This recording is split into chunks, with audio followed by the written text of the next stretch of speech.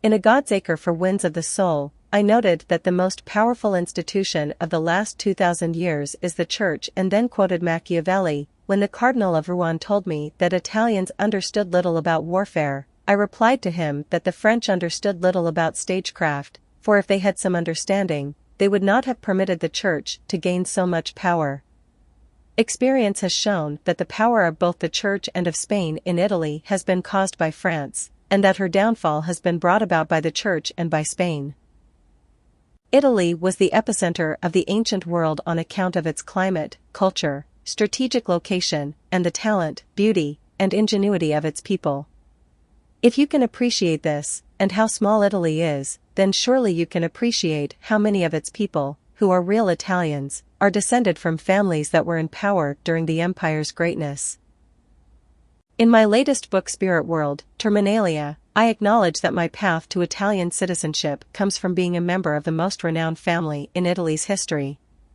If you had only one guess, as outrageous as it may seem to utter, you'd get it right. The history you think you know about them is mostly based on Christian forgeries, the degenerates who hijacked the institutions of Italy and led her to ruin, only to blame it on people that were responsible for the nation's previous greatness. With the help of Reverend Robert Taylor and others, I've cleared my family's name in my latest book by showing you the depths Christians were willing to sink to in order to bear false witness against my people while simultaneously converting their progeny to the Church's Egyptian monkish despotism over the subsequent centuries. Bernard Loubovier de Fontenelle wrote, "Why would they have bequeathed us a mass of falsehoods? What could this love of men for manifest and ridiculous falsehood have been, and why did it not last longer? For the Greek fables were not like our novels, which are intended as stories and not as histories. There are no ancient histories other than these fables." The patriarch of my branch of the family that came to America was my second great-grandfather, Domenico. He's an old man in this photo, with one of his several sons standing behind him, but he had platinum blonde hair and blue eyes. If you can image his face without a mustache, you may recognize an ancient phenotype. These men have the same last name because they are part of the same family.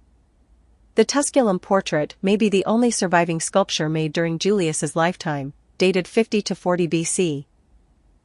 I do not carry our family's name because Domenico's granddaughter is my grandmother and she married a man from the Etruscan Apulia, Alfred of Troy, or as they say in the Old World, Troia, and these are my maternal ancestors. But I still have traces of Domenico's blonde hair in my beard.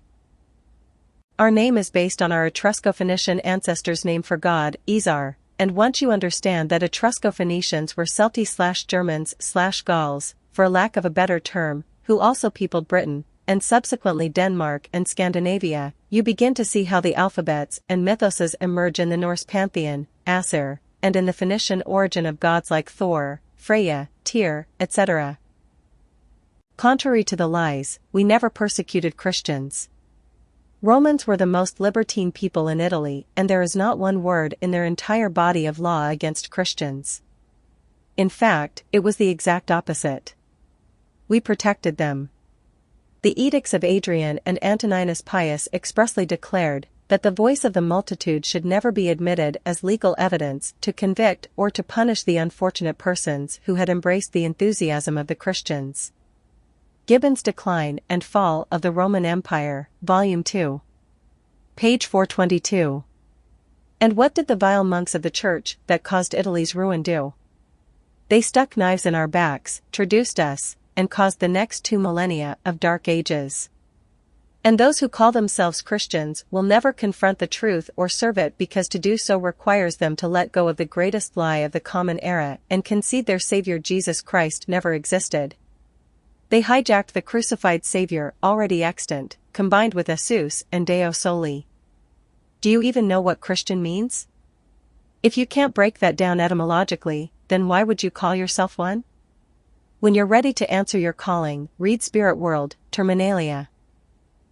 You will find members of our family in every place civilized by the holy sailors, from Malta to Sicily, the Iberian Peninsula, Britain, Scandinavia, and even South America, which was one of the catalysts of me doing this work. I have seen no other living man tell you the truth about us. I suspect even the term Phoenician was a placeholder. After Italy's collapse, many of my ancestors and countrymen had to eat the worst humble pies in the history of the Common Era. As you'll see in the following account from the 17th century, a lord without riches is like a soldier without arms. Thus, I introduce you to the illustrious poor. Become a member to access the rest of this article.